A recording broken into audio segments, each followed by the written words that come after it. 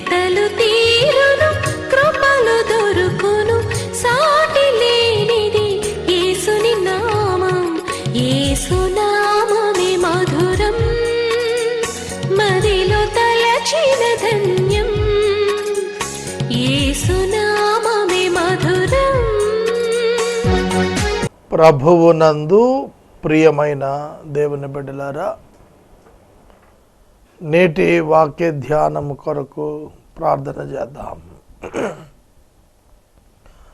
మమ్ములను మిక్కిలిగా ప్రేమిస్తున్న మా తండ్రి, వందనాలు, స్తోత్రాలు. నేటి వాక్య ధ్యానము ద్వారా మాతో మాట్లాడండి. ఈ 9 దినాలలో ఒక్క ఎపిసోడ్ మాత్రమే సహకారి వచ్చినారు. అసాధ్య పరిస్థితులలో ఈ పరిచర్య కొనసాగుతోంది. అప్పుడే నీకు మహిమ నాయన, అప్పుడే నీకు మహిమ. మా ప్రేక్షకులను ఆశీర్వదించి మాట్లాడండి. యేసు నామాన్ని అడుగుచున్నాము, ఆమేన్. ప్రియమైన దేవుని బిడ్డలారా, పేతురు భక్తుడు వ్రాసిన 2వ పత్రిక 2వ అధ్యాయము 19వ వచనము నుండి అధ్యాయము చివరి వరకు ఇవాళ మనం ధ్యానిస్తాము.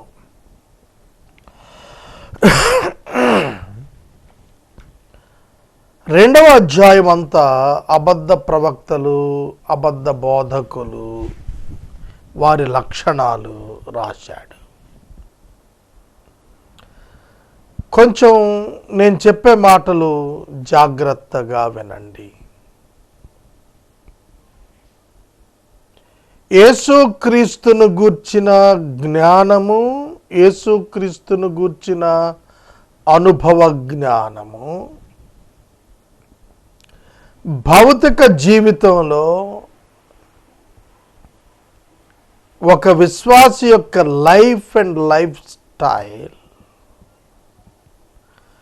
Self acquired and self disciplination ద్వారా వచ్చినటువంటిది. రెండవది ఇటర్నల్ ప్రామిసెస్ వలన కలిగినటువంటి ఆధ్యాత్మిక జీవితం. ఒకటి భౌతిక జీవితంలో సాక్ష్యము, 2 ఆధ్యాత్మిక జీవితంలో నిశ్చయత, ఎష్యూరెన్స్. క్రైస్తవ జీవితం యొక్క చిత్రపటం మీకు అర్థం కావాలి. చిత్రపటం ఏమిటంటే, ఒక వ్యక్తి రక్షించబడినప్పుడు, మారు మనసు పొందినప్పుడు, పశ్చాత్తాపంతో తన పాపమును గూర్చి దుఃఖించి రక్షకుడైన యేసును అంగీకరించినప్పుడు, దేవుడు తన వాగ్దానము చొప్పున, తన ప్రణాళిక చొప్పున ఉచిత పాప క్షమాపణ ఇస్తాడు. ఇక్కడ నుంచి జాగ్రత్తగా వినండి. ఆ ఉచిత పాప క్షమాపణ పొందిన వ్యక్తిని విశ్వాసి అని పిలుస్తారు. ఈ విశ్వాసి ఆ దినము మొదలుకొని దేవుని వాక్యాన్ని చదువుకొని, ఆత్మశక్తితో గ్రహించుకొని అనుసరించటానికి ప్రారంభిస్తాడు. కొన్నిసార్లు వైఫల్యం కూడా చెందుతాడు.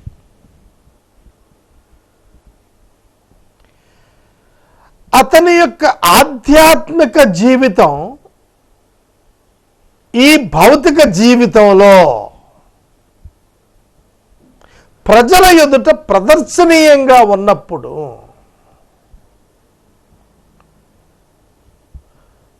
పర్ఫెక్షన్ వైపు నడవటమే తప్ప పర్ఫెక్ట్ కాలేడు. కంప్లీట్నెస్లోకి నడుస్తూ ఉంటాడు. బతికిన కాలం అంతా కంప్లీట్ అయిపోయి ఉన్నాడని చెప్పలేడు ఎవరు. ఇది భూమి మీద ఉన్న భౌతిక జీవితం. 70 ఏళ్ళు 80 ఏళ్ళు వీటిలో విశ్వాసి యొక్క జీవితం క్రియల చేత సమాజములో విశ్లేషించబడుతూ ఉంటుంది ఎప్పటికప్పుడు.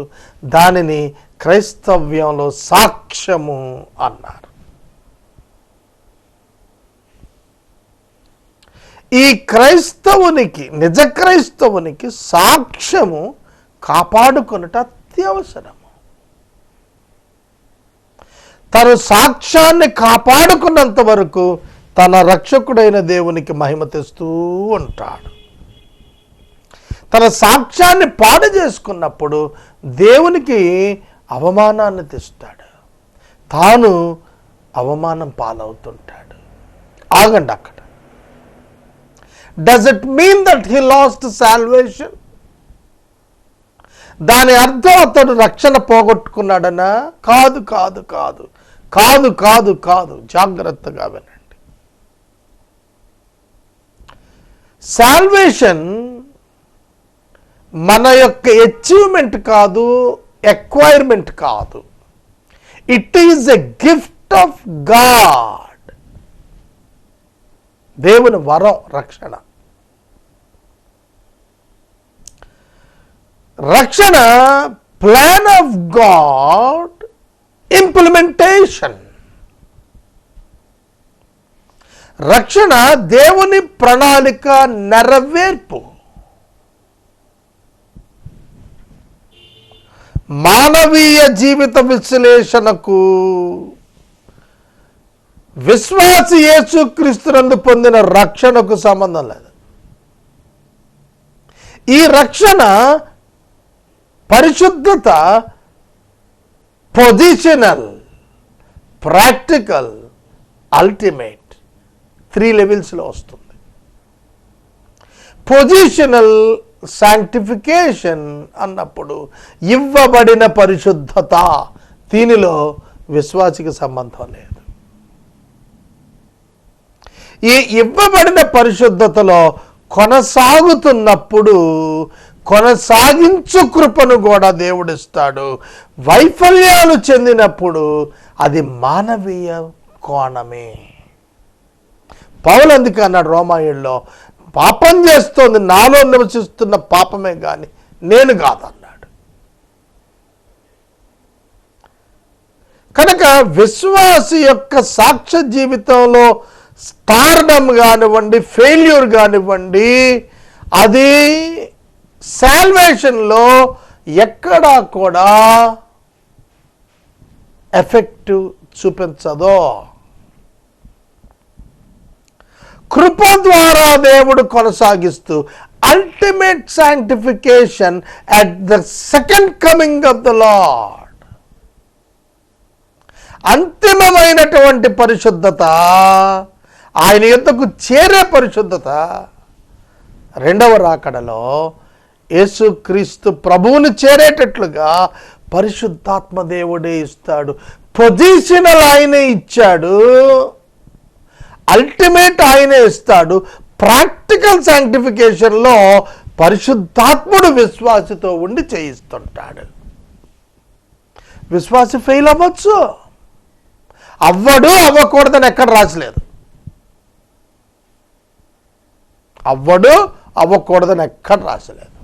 పేతురు కూడా అబద్ధం ఆడాడు యేసుని గురించి. కాబట్టి ఇవాళ మనం రక్షణ అంటే అర్థం కాకుండా, సాక్ష్యం అంటే అర్థం కాకుండా, విశ్వాస జీవితం అంటే అర్థం కాకుండా మాట్లాడేస్తుంటాం. మతాన్ని రక్షణతో ముడిపెట్టేస్తున్నాం ఇవాళ. It is the greatest blunder in this century. Greatest blunder అంటానికి ఎందుకంటే కారణం ప్రభుత్వం. ప్రభుత్వ చట్టం ప్రకారం క్రైస్తవ్యం తీసుకుంటే, బీసీసీ తీసుకుంటే క్రైస్తవుడిని డిక్లేర్ చేస్తోంది. కాబట్టి లోకమంతా ఆ ప్యాట్రన్లోనే ఆలోచిస్తున్నారు. స్పిరిచువల్ రీమ్లోకి వెళ్ళి ఆలోచించడం మానేసి సెక్యులరిజంలో క్రిస్టియానిటీని ఫ్రేమ్వర్క్ తీసుకొని థింక్ చేస్తున్నారు. అక్కడే పెద్ద తప్పిదం అవుతుంది. ఒక బీసీసీ తండ్రికి పుట్టిన వాళ్ళకు బీసీసీ పెట్టేస్తాడు. మా నాన్నగారు ఇండియన్ క్రిస్టియన్ అని ఉంది ఆయన సర్టిఫికెట్లో. ఆయన మాకు బీసీసీ ఆది ఆంధ్ర క్రైస్తవుడని రాయించాడు. కనుక మేము రక్షించబడ్డామా రాసేయగానే 5వ ఏట. నేను 21వ ఏట యేసయ్యను అంగీకరించాను వ్యక్తిగతంగా. అప్పటి వరకు నేను క్రైస్తవుడుగానే ఉన్నాను, గుళ్ళకి వెళుతూనే ఉన్నాను, మందిరాలకు వెళుతూనే ఉన్నాను, యూత్ మీటింగ్లకు వెళుతూనే ఉన్నాను, సువార్త సభలకు వెళుతూనే ఉన్నాను, సండే స్కూల్స్కి వెళుతూనే ఉన్నాను, బైబిల్ చదువుతూనే ఉన్నాను, బైబిల్ వింటూనే ఉన్నాను, బైబిల్ మీద ఆర్గ్యుమెంట్లు చెబుతూనే ఉన్నాను. Does it mean that I am a Christian as per God and scriptures? Government says I am a Christian, but the heavenly authority says I am not a Christian. ప్రభుత్వం ఎందుకంటుందంటే ఈయన గుడికి వెళ్తున్నాడు, Bible తీసుకున్నాడు, ప్రభువునే నమ్ముకున్నాడు, సువార్త కూటాలకు వెళ్తున్నాడు, అన్ని క్రైస్తవ యాక్టివిటీస్లో ఉన్నాడు, క్రైస్తవుడు అంటుంది. కానీ దేవుడు అంటాడు వీడు నా సంబంధి కాదు పొమ్మంటాడు. When I accepted Jesus Christ as my Savior, I became a true Christian. Heavenly citizenship వచ్చింది ఎప్పుడు నాకు, నా గ్రహింపున. When I accepted Jesus as my personal Savior.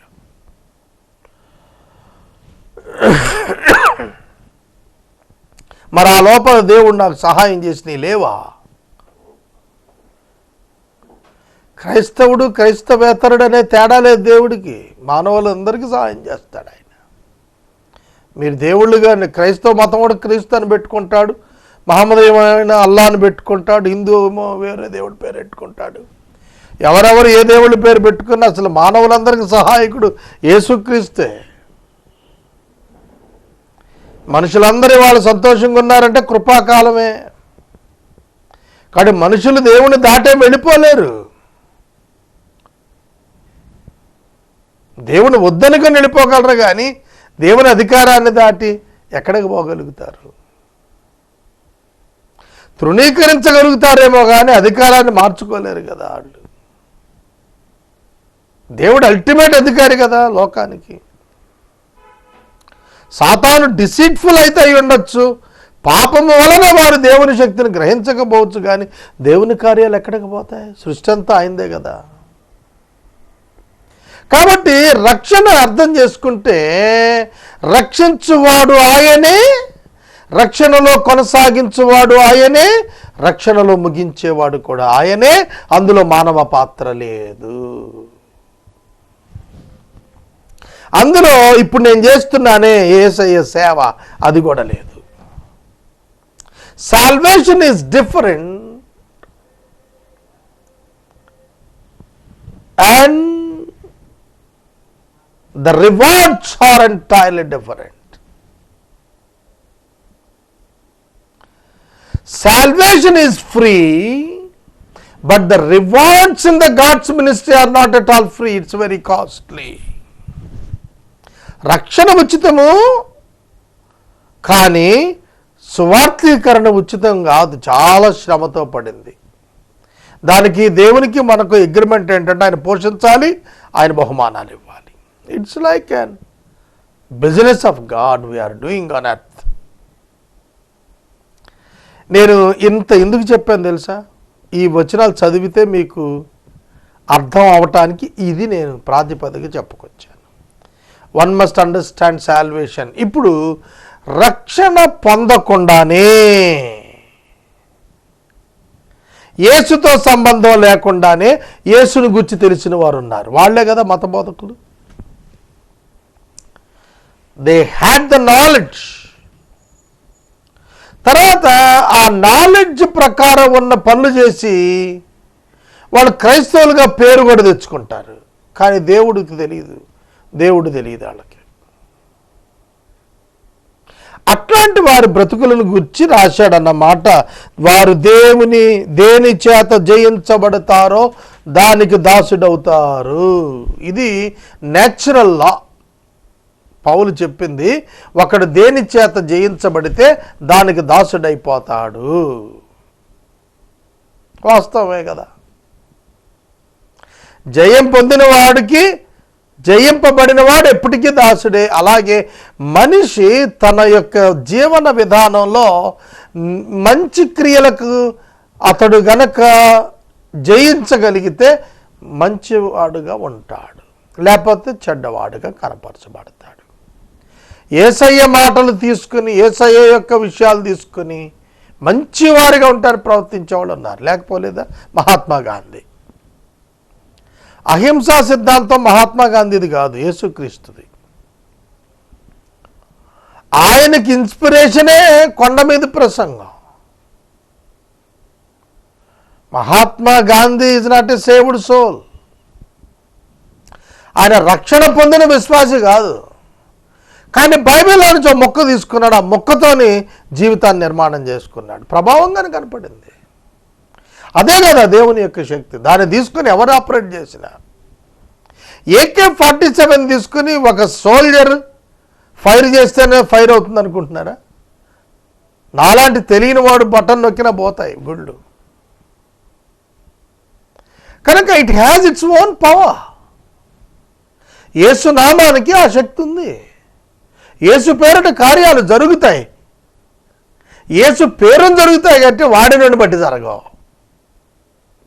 వాడిన వాడు భక్తుడా దేవుడా అనేదాన్ని బట్టి కాదు కార్యాలు జరిగేది, వాడబడుతున్న నామాన్ని బట్టి జరుగుతాయి. కాబట్టి వాళ్ళ అబద్ధ బోధకులందరూ బతుకుదురు లేదా బట్ట కట్టడానికి కారణం ఏంటంటే the power of the word of God and the grace of the Jesus Christ. అంతే. మానవుల పట్ల పాపము విస్తరించిన చోటనల్లా కృపను విస్తరింపజేశాడు ఆయన.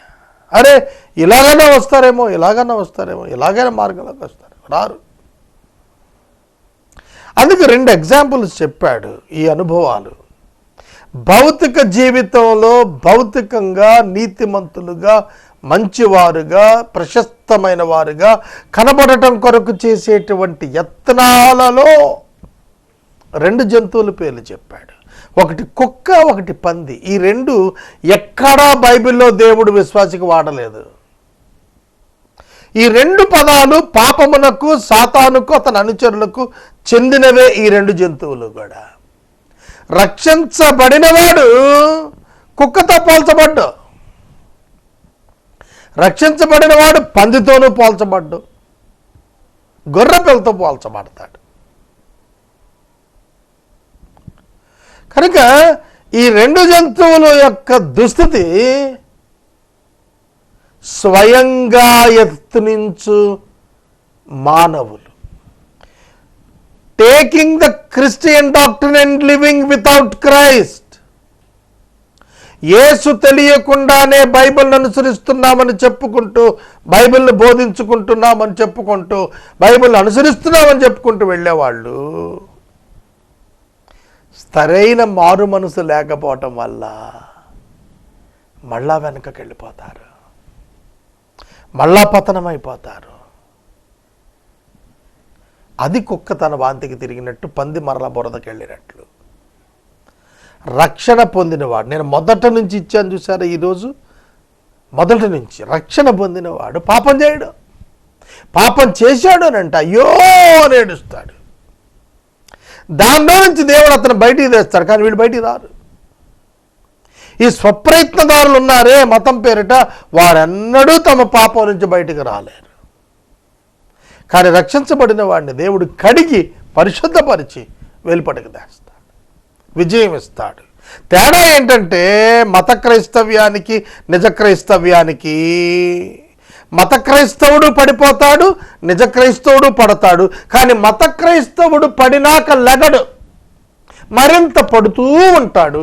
కానీ నిజ క్రైస్తవుడు పడిన చోటు నుండి తిరిగి లేస్తాడు. That is the sign. That is the sign. శరీర ఇచ్చల చేత జయించబడేటువంటి వాడు జయింపబడుతూనే ఉండేటువంటి వాడు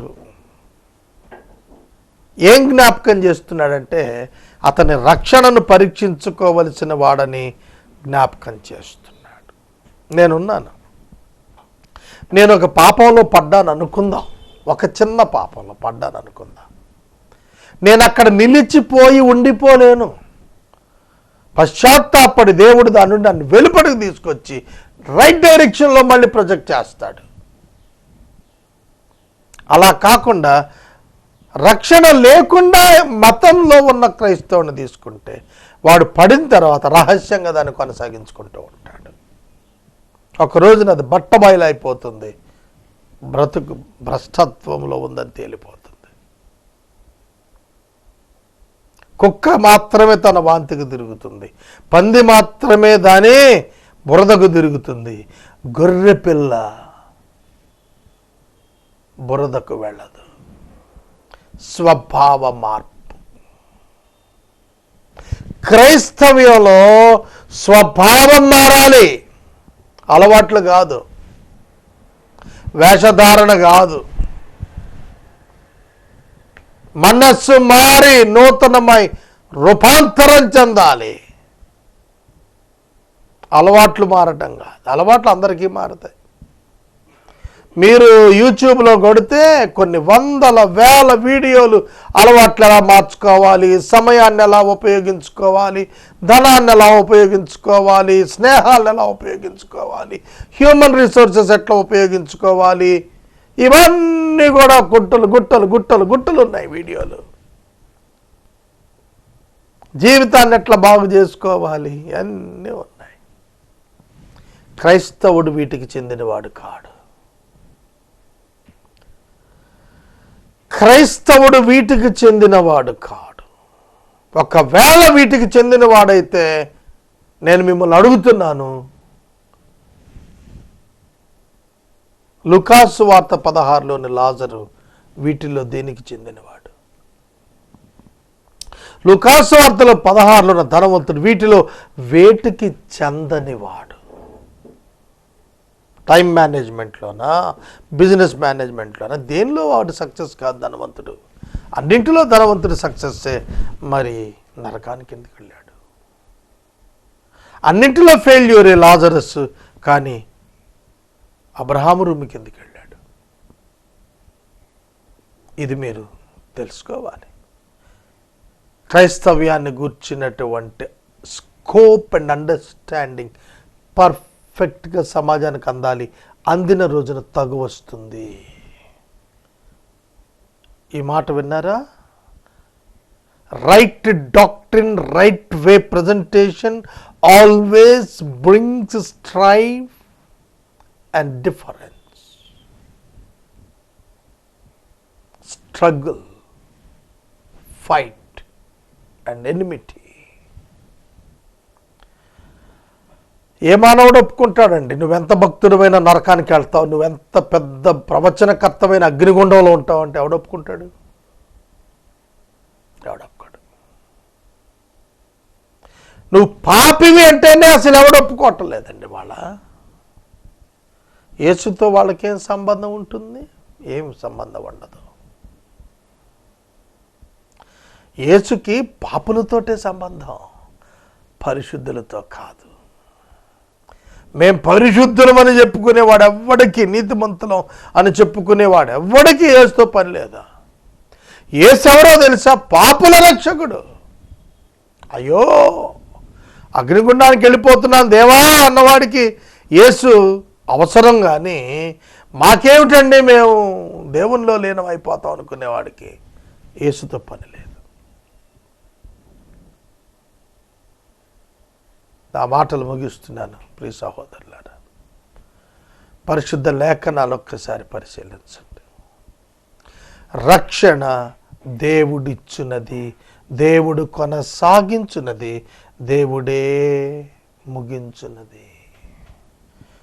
God never put the salvation in the hands of human beings. మనుషుల చేతిలో రక్షణను దేవుడు పెట్టలేదు. How great and gracious he is. తాను తన కుమారుని ద్వారా రక్షణ ఇచ్చి పరిశుద్ధాత్మల ద్వారా కొనసాగించి ఆయన ద్వారానే క్రీస్తు సారూప్యానికి మార్చుకొని ఆయన యుద్ధకు తానే తీసుకుని వెళ్ళి ఐగుప్తు విమోచన ఏం జ్ఞాపకం చేస్తోంది మీకు? మోషేను పంపిన వాడెవరు? దేవుడు. ఫరోను అనగదొక్కిన వాడెవరు? దేవుడే. అరణ్య మార్గం నడిపించిన వాడెవరు? దేవుడే. యెహోషువ కనాను చేర్చిన వాడెవరు? దేవుడే. మరి మనుషుల పాత్ర ఏంటండి? జీరో. మనుషుల పాత్ర ఒబీడియన్సే, ఇంకేమీ లేదు. యాక్సెప్టెన్స్ ఒబీడియన్స్ తప్ప మరొక పాత్ర ఏమీ మనుషులకు లేదు. ఎత్తనం లేదండి. మానవ ఎత్తనం లేదు రక్షణలో. నేను ఇన్ని వేల ప్రసంగాలు చేశాను కనుక నాకు పరలోకం ఇస్తాడు అనుకోవటం అసలు పెద్ద అవివేకం. ఎందుకు ఇస్తాడు? ప్రతిఫలం ఇస్తాడు, రక్షణ ఇవ్వడు. రక్షణ ఉచితం. రక్షణ క్రీస్తు వలన ఉచిత వరం, ప్రసాదం. అది ప్రభువు ఇచ్చింది. నీ విశ్వాసాన్ని బట్టిస్తే గంట కోటి మారద్ది, నిన్ను బట్టి కూడా ఇవ్వలేదు ఆయన. విశ్వాసమునకు కర్త యేసుక్రీస్తు. ఆయన ఇచ్చిన విశ్వాసం, ఆయన కొనసాగించే విశ్వాసం. ఆయన నిన్ను పట్టుకొని తీసుకెళ్తాడు. నువ్వు పట్టుకుంటే తీసుకెళ్ళడు. నువ్వు పట్టుకుంటే ఆయన పరలోకానికి వెళ్తావు అనుకుంటున్నావు, కాదు. ఆయనే నిన్ను పట్టుకొని తీసుకెళ్తున్నాడు.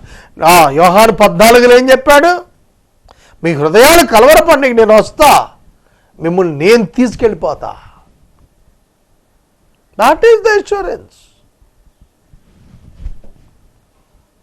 రక్షణ ఎంత అల్పముగా దొరుకుతుంది, ఎంత సులభంగా దొరుకుతోంది ఈ రోజున, ఎంత ఉచితంగా దొరుకుతోంది ఈ రోజున. ప్రభువు వచ్చేస్తే కృపాకాలం సీజ్ అయిపోతుంది, ఆగిపోతుంది. ఎవడు రక్షించబడలేడు హతసాక్షి అయితే తప్ప. ఈ సమయంలో కుక్క తన వాంతికి తిరిగినట్టు, పంది తన బురదకు తిరిగినట్టు ఉండే మత క్రైస్తవునికి సంబంధం లేదు. చర్చెస్కి వచ్చేస్తున్నవారు ఆ రోజుల్లో అందరూ రక్షించబడిన వాళ్ళు కాదు. అందుకే నేను సంఘాలకు రాస్తున్నప్పుడు అవిశ్వాసులైన సహోదరులు కూడా సంఘాలకు వస్తున్నారు. భార్యను బట్టో, భర్తను బట్టో, తల్లిదండ్రులను బట్టో వాళ్ళకి తెలియజేస్తున్నాడు. అది it's not for believers, it is return for unbelievers coming to the church, unbelievers living in the name of Jesus. ప్రార్థన చేసుకుందాము. మమ్మల్ని మిక్కిలిగా ప్రేమిస్తున్న తండ్రి, వందనాలు. మాకు ఇచ్చిన భాగ్యం ఎంత గొప్పది. ఈ రక్షణ భాగ్యములో కొనసాగుటకు మాకు నేర్పండి. ఈ వార్త ప్రకటించడానికి కావలసింది డబ్బు కాదు, ఆత్మశక్తి. అది దయచేయండి. వింటున్న వారి గుండెలలో మంట దయచేయండి. ఇంకా యేసుని ఎరుగక బైబిల్ వెంబడిస్తున్నామని భ్రమపడుతున్న సోదరులు విధేయతలోనికి వచ్చి విశ్వాసము చూపుటకు సహాయం చేయండి. యేసు నామమున వేడుచున్నాం తండ్రి, ఆమేన్. తండ్రి దేవుని ప్రేమ, కుమారుడైన యేసయ్య కృప, పరిశుద్ధాత్మ దేవుని అన్యోన్య సహవాసం సదాకాలం మనందరికి తోడైనను గాక. ఆమేన్.